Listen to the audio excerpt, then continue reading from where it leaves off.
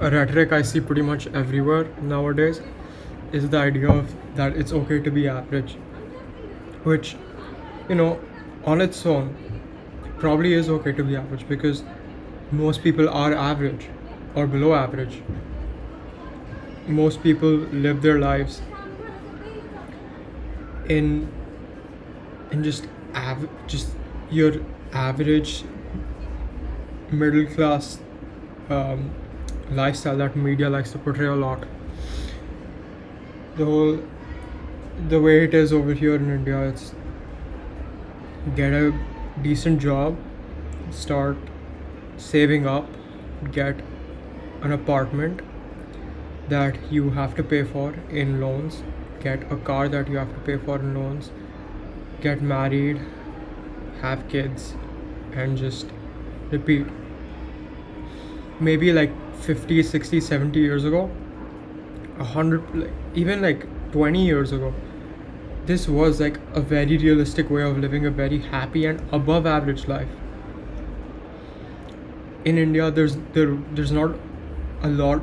Up until recently, there weren't a lot of people who were able to just settle down, start a family, and have a really good life. We're seeing this all over the world. Now you have a lot of people who settle down, get an apartment, have kids, whatever. But it's not what they were promised, because 50, 60 years ago, when inflation wasn't that big of a deal, wasn't that big of a problem, when the products that you would buy, they wouldn't fall apart within a couple of weeks. There wasn't as much obsolescence that led to a lot of inflation. You didn't have deliberate, I forgot the specific term, but you didn't have the deliberate breaking down of consumer goods. Now you really have to just penny pinch everything. You don't have the freedom to go on a vacation once a year. This is for most people. A lot of people that are watching this, you probably are still living above average lives because your parents were privileged enough. They worked really hard to get to the point where they are right now in life, which is being able to afford a vacation every year and basic luxuries that a lot of people really desire. But now if you try to take that same path, you won't have nearly as much relative luxury as your parents. This is the first generation where the children aren't outperforming the parents. That's very worrying when you think about it. We're starting to see an increase in the wealth gap, an increase in a lot of, the whole concept of rich getting richer, the poor getting poorer. It's similar to that, but it's going right under our noses. And the whole it's okay to be average movement is just making it worse. It's making you think that it's okay to just if you're in my age group, if you can relate to me in some sense, if you've been able to relate to me in some sense up until this point, you've been told that it's pretty okay, just like get half decent grades, get like 80% in school, or like that's equivalent to an A or a B, go to college, do whatever, like fuck around in college. Like my relatives literally tell me that just go to college and you can do whatever you want, which is the biggest load of bullshit I've ever heard, because the guys I know who are doing whatever the fuck they want, in 10 years they're gonna be fucked. They're gonna be, I think of this one guy in particular, I'm not gonna name him obviously, but just thinking about him just makes me like feel gross, because I know for a fact that that's most guys. That's most Indian teenage guys out there who are living lives like him. And he's a fucking degenerate. he's a man. I don't like how my facial hair looks today. It's weird because like over here, like there's the hair where it like tapers off, but when I'm like looking straight to the camera, it makes it look like I have only hair here, and it's like a deliberate kind of weird. Anyway, I think of this one specific guy, and it grosses the shit out of me. Like I can't imagine living a life like him where he's just. Is that like really um, typical incel that really doesn't know shit what's going on around him? He's just self-obsessed, in some sense narcissistic, because he thinks that the life he's living is a good life and he doesn't need to change because, oh, I'm doing engineering, I'll get a good job anyway, I'm doing engineering at a decent college. No. Or the fucking brats, every fucking brat, almost every person that I know who's gotten like 70, 80, 90% in college, not college, school, in their 12th grade, 10th grade, bro, they're all, it's like that's what you need to have, like the baseline of what you have right now. That is what you need to be in the situation you are in right now, because in 20 years you won't improve on the situation that your parents had. You're just gonna have the same situation. It's not gonna be any different. So think about how much worse it is for those who are below that, who are just, who didn't get the 85, 90%. The guys who are just, they're just going to their local college and doing whatever. In India it's a problem because we have so many fucking kids going to college that if you're the people who are of last generation, the people right now who are working and living in relative, like not even horrible, it's just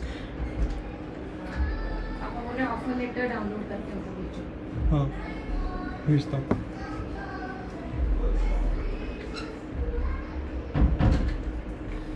oh, that was my mom. She's telling me to offer letter down. I got into college, by the way.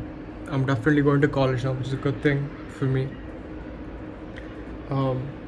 Yeah, but that's a separate topic. Anyway, I was talking about what was I talking about? The current generation of people who are living in really cramped apartments in a metropolitan city, cramped apartments with not great, I mean like really, like I've lived in these places, right? I've lived in these places for like several years, multiple years, and let me paint a picture for you. You have a house that you come to at 7 p.m, right? Because you've taken the local bus. Your work got over at like 5:36, but you took the local bus or whatever, and because of that it took you an hour to get home. When you do get home, the sun's almost completely set. You climb up your stairs that aren't well maintained. There's cracks on the walls. You go up, you unlock your door, which still has one of those really fucking old like grandparent bolts. The bolt and the, you know what I'm talking about.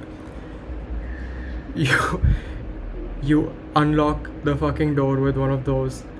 You go in, you lock it from the top wala bolt. You turn on your dingy light bulb, like the 1 or 2 light bulbs that you have. You hang your keys, and it's just so dull inside. And you go and you try to use the toilet, but like there's something wrong with the plumbing, or there's fucking bugs in the bathroom. And then you switch on your fucking 20,000 rupee there's nothing wrong with buying 20,000 rupee TVs, but they fuck your eyes up so bad, because they're like the size of, they're like this big, they're like 20 inches big, and you're sitting and watching that from your dining table, because your living room is so small that you can literally see that 20-inch screen from your dining table. You're sitting and you're watching television till like 10:30 p.m, and then you just go to bed. And then you wake up at like 5:30 or 6 in the morning to take the overcrowded local bus. and go through it all over again. And you do that 6 days a week. I'm not even saying 5 days a week.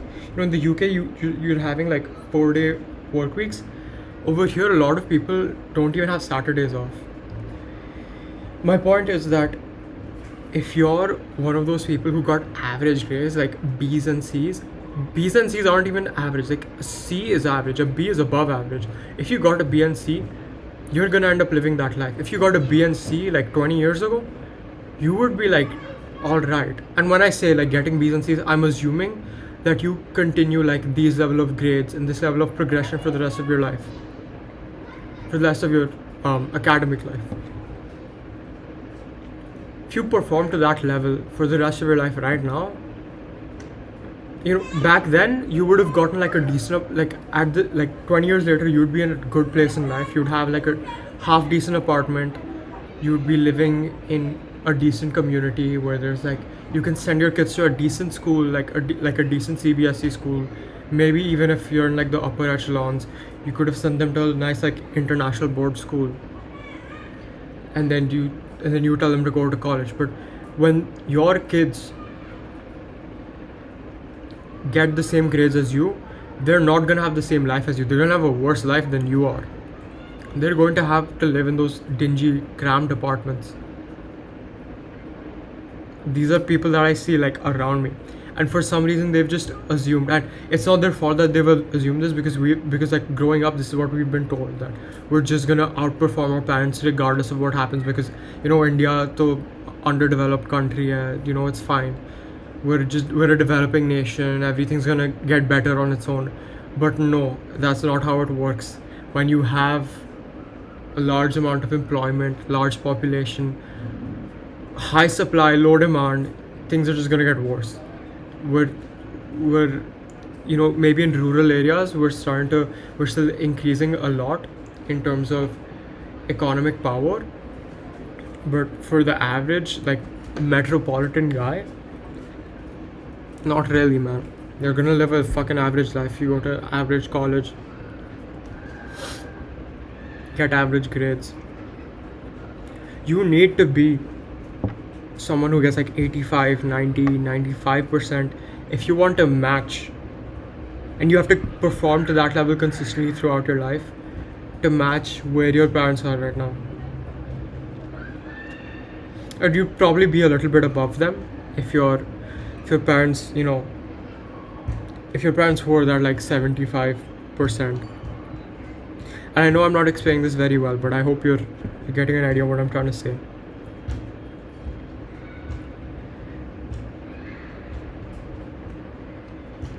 And now we have like this mentality that like, it's okay to be average. You have people making fun of people who say that they're not average. And that's because it does come off as like very preachy and very self-absorbed, that I'm not like this, I'm way better than this. But you know what, from what I've seen, 95% of people who claim to be better than everyone else, they go ahead and they fucking prove it. And you have like friends of like my own close friends who do this, who see that and they'll make fun of them, like oh, he's this guy. And I'm not even talking about like a person specific. I know like people immediately think of Andrew Tate, but I'm just talking about like regular red pill dudes, which I'm not saying that like what they say is right, everything that they say is right, but a lot of like regular red pill dudes, like I think of someone like First Man, for example. But he's not even Indian, so I don't know if it counts. But like a lot of just like online personalities who tell you to get your shit together and go and be above average. You can't be like a fat fuck who's just like sitting around drinking beers on the weekends, who's watching sports, looking at the news, working a 9 to 5. People see that and they're like, oh, but not everyone can do that. No, everyone can't fucking do that, but anyone can. How do you think people get into the top 20, the top 10%? Most of them have had shitty lives and shitty childhoods, or like shitty 20s. And they've gone through phases where they've been in the absolute gutter. They've been in that like below that bottom 20%, and then they've worked their ass off to get to the top 20%, because they weren't told that it's okay to be below average. They've been told that you're in a fucking horrible situation. You need to get your shit together. And they've just done that, and it's turned into a snowball effect. Like anyone, like online especially, and maybe there's a survivor's bias, maybe there's a selection bias in this. But from what I've seen, the people who do get to a decent level in life, they've struggled in their childhoods, they've struggled in their 20s, because they were below average. The people who stay average, they just stay average because everyone tells them it's okay to be average. They've always been average, so they stay average. It's like, oh, you're working a 9 to 5, you're getting a decent salary, placement मिल रहा है, अच्छा placement मिल रहा है, अरे भाई मुझे तो placement मिल जाएगी, फिर life set है. Bullshit like that. You're gonna stay there. You're gonna stay in that placement mentality. Like, I'll get a placement and I'll work my 9 to 5 in a job that I don't fucking like, and shit like mortgage, debt, buying shit on finance. You know how popular EMIs are, bro. I'm seeing, and like I have nothing against it. I'm not trying to shame anyone here, but like you start to see people who don't have very good lifestyles, like people who are regularly taking public transport. If you've taken public transport 5 days a week like I have, two into 5 days a week, which is like 10 times a week like I have, during peak hours, you know how fucking horrible it is. I would rather pay 10 times the amount of money to take an auto, if obviously like if I had the money for it, than be in public transport. So I'm just trying to give you an idea of how bad it is, because you don't have space to move your arms. On a Thursday evening at 7 p.m, if you're trying to go from, I don't want to say any specific names because I don't want to get doxxed, but like say a place that's like 6 kilometers away from here, you have to pay 15 rupees, and that's pretty cheap, right? But like it's fucking horrible because you have to push your way through crowds, and I'm 6 feet tall, okay? I'm pushing 6'1".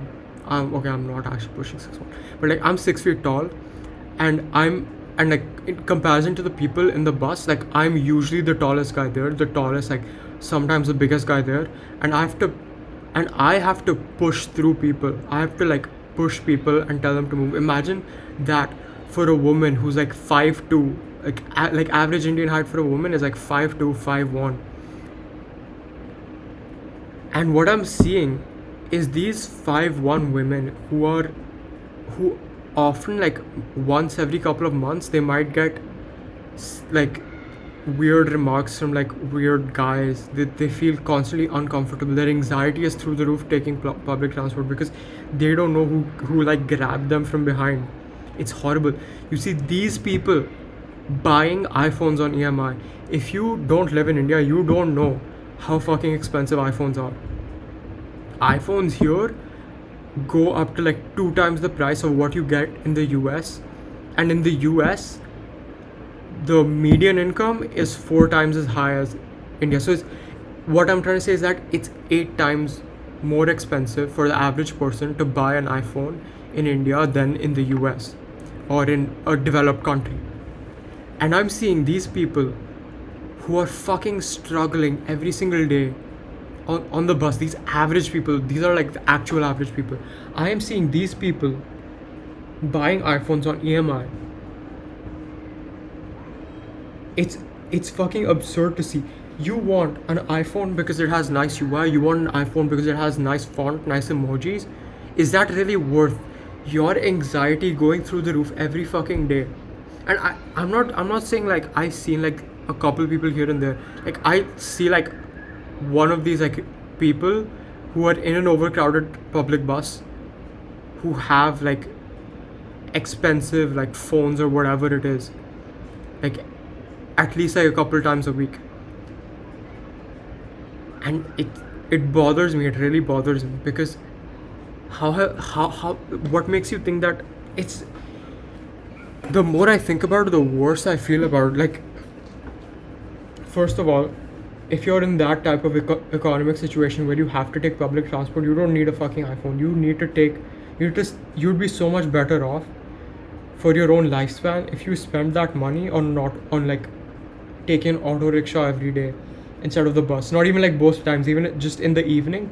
That would be so much better of an investment because you'd save time, you'd be saving energy that you can spend on learning other skills that will boost you up in your career. But you know what, people don't want that. People want what is the status quo. People want what is average. People, typically what you'll see is that people, when they do want progression in life, they want the thing that will get them from lower middle class to upper middle class. And I'm not talking about like money, I'm talking about status. Typically you'll see people buy a car so that they can buy a nicer car, so that in their friend group they'll go from the person who has, out of 5 friends, they'll go from the worst car to maybe the second best car. So you go from rank 5 to rank 2 in a group of 5. That's typically what progression you'll see. And you have everyone trying to do this. So obviously not everyone's gonna go from bottom to like top 2, top 1. So it's like this competition within your like average friend group, and that just makes, in some sense, that just makes you even more average because you're competing with average people.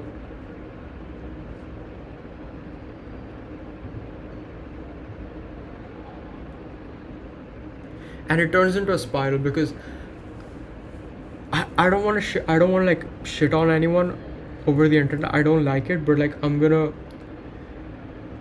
say it for the sake of the video. So I am preparing for an exam which is like a pretty decently high level exam. Like, to get into a specific college you have to be in the top 1% of people who apply. Is it top 1%? No, it's more like top 3%. Yeah, top 3%. A little less than top 3% if you want to get in. And I'm preparing with a couple other people who are also, who got like a really good rank or whatever, and even their mentality is like, oh, I really hate people who claim to be above average. And we were talking about like pick me guys and pick me girls, why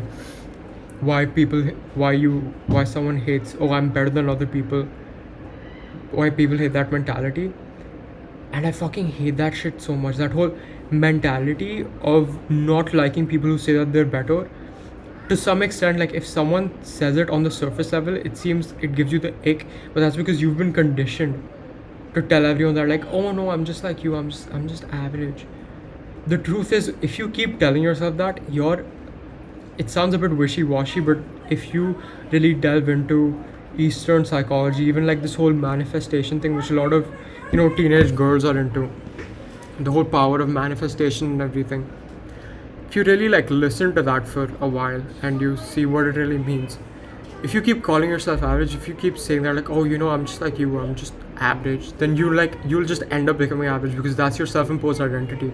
Your actions will start to imitate what you've said that you are.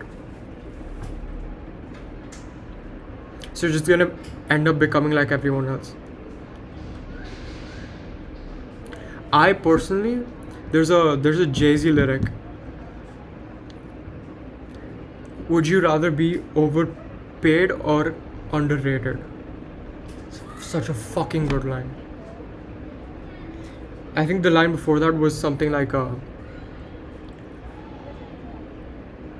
underrated, overrated, something like that. People keep calling Jay-Z overrated, but would you rather be underpaid than over, something like that. And that just sums it all up. Like, I would rather call myself above average and not look above average than be someone who's calling themselves average and is average. I think there's a lot more value in that because at least I'm holding myself up to decent standards. At least when the ceiling does come crashing down and I do realize that I'm average, if I'm calling myself above average and I am average, once the ceiling does come crashing down, I'm gonna feel like, holy shit, I need to get a lot of work done.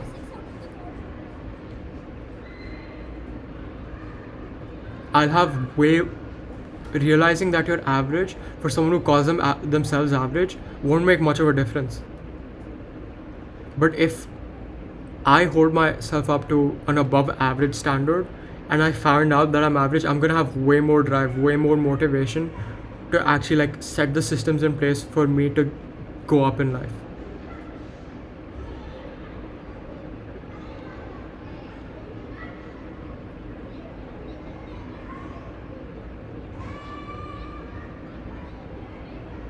I'm so fucking grateful for my parents, because especially my dad in this situation specifically, because he's always said that you can't be average. You're not like other people. Do you want to be like them? He'd always ask me that. He still does to this day. And I'm so grateful for that, because that it's only clicked in my head recently, but when it has, like, it blew my mind. I can't afford to be average.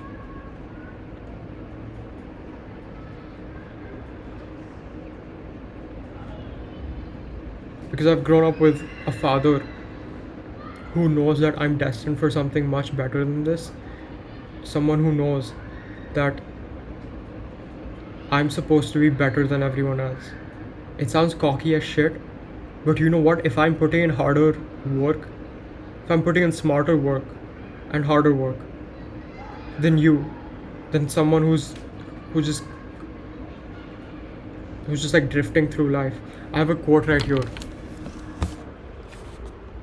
To drift through life is suicide. It's a Gerbert Johnson quote. Fucking love that guy. If you don't know Gerbert Johnson, just look up Gerbert's Void. He's pretty cool. I like him a lot. And I don't think he even realized what he said was like a fucking incredible quote. Because I wrote it down in my journal as well, like on the front page. Because it sent chills down my spine. I have friends whom I've told to get into self-improvement or whatnot, and they've been like, oh Abhik, you just think you're better than everyone else, you keep telling what other people should do. And it's just this like, there's so much resentment in people for people who are doing better in life than them. You know, doing better in life is obviously subjective, but the most objective scale would be doing better in terms of their career, right? In terms of their progression academically, career-wise, whatever it is. People see that and they get resentful about it. You know, your measure of doing better could be happiness. But often the people who will tell you that, like, oh, you just think you're better than everyone else, these people, they're not measuring happiness because they're fucking resentful. If they were really measuring happiness, they'd be doing shit like meditating, doing gratitude journaling, being gratuitous, telling people how much they appreciate them, spending time in nature, not these fucking losers who are sitting on their ass all day, playing fucking video games.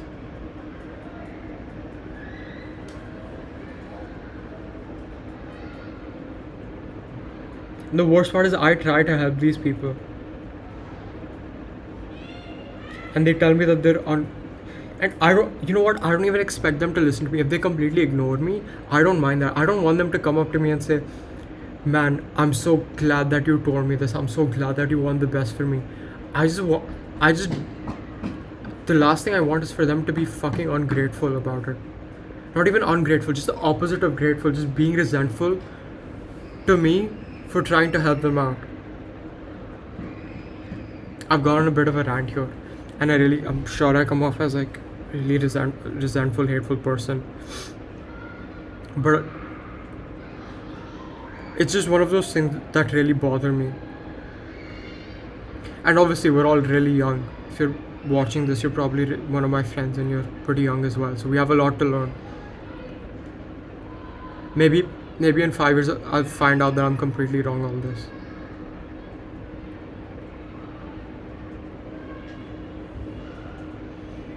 But at least I know for a fact that at that point I'll have the humility to admit that I was wrong.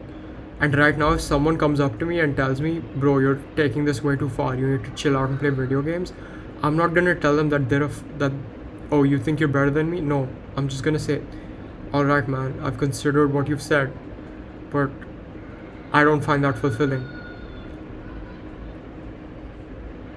I think I need to do some journaling on this.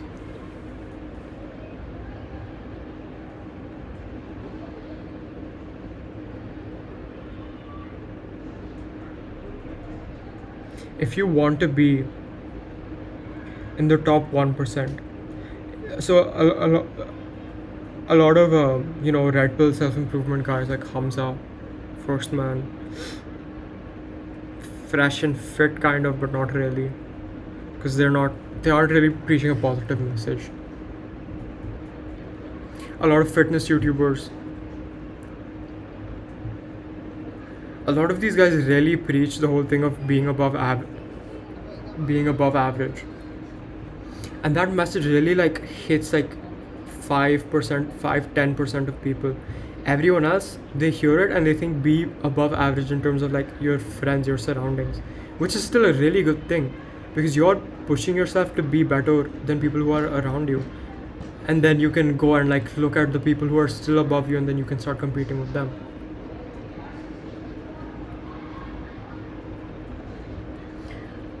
A lot of these guys really get shat on for preaching that, oh, you need to make like a really high amount of money. But you know what, the people who are like really listening to them that message isn't for everyone. You know, when a lot of people say, oh, you know what, you can't tell everyone to be above average, because if everyone becomes above average, if everyone makes 100k a year, then nobody makes 100k a year. Like, you get, obviously, like everyone's still making 100k a year, but like because of relative income, it doesn't make that much of a difference, which is true. But the message is not for everyone. It's for the people who want to be above average. The people who are watching and listening to their mentors, however you say it, who actually give a shit about improving, becoming better than who they are. The people who've come from incredible insecurity and want to push past it.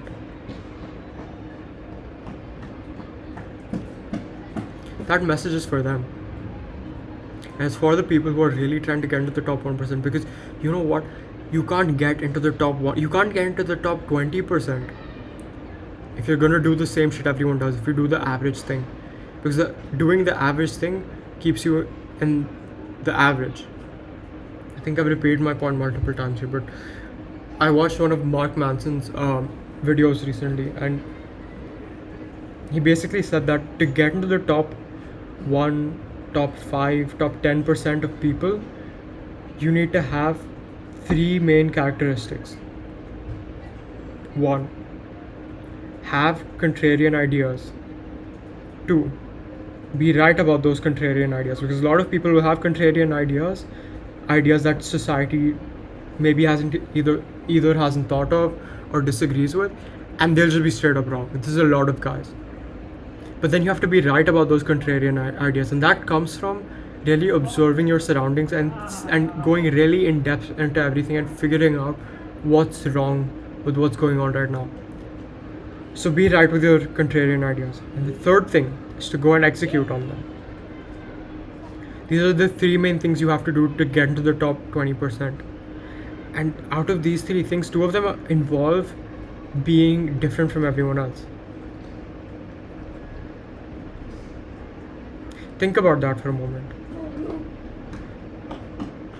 If you're someone who has like a poster of their dream car, their dream house, on their phone, on their wall, whatever it is, I don't think that's the goal to look for. I think it's more about like fulfillment, less about material goods, but that's a separate topic on its own.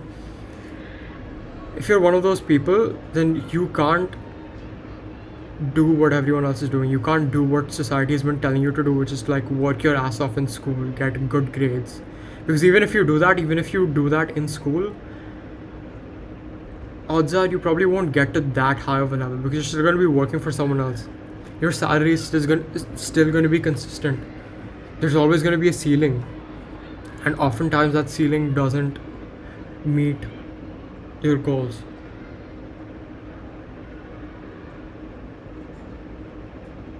In some sense, I'm making this video for my future self as well,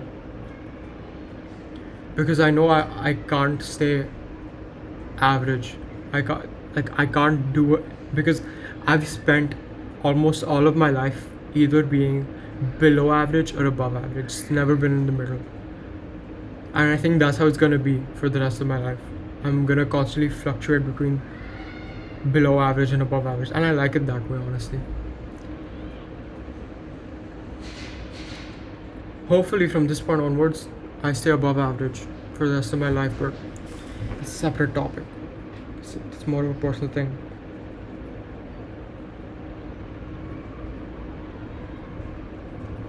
Do shit other people aren't doing. I think that's my final message. This has been a long ass video, probably my longest one yet, but this is a bit of a rant, and if you watch to the end, I fucking love you. You're awesome. You're actually like, I actually value you so much if you've like sat through this whole rant and just like listen to me talk. But yeah, that's about it. Thank you for watching. Bye bye.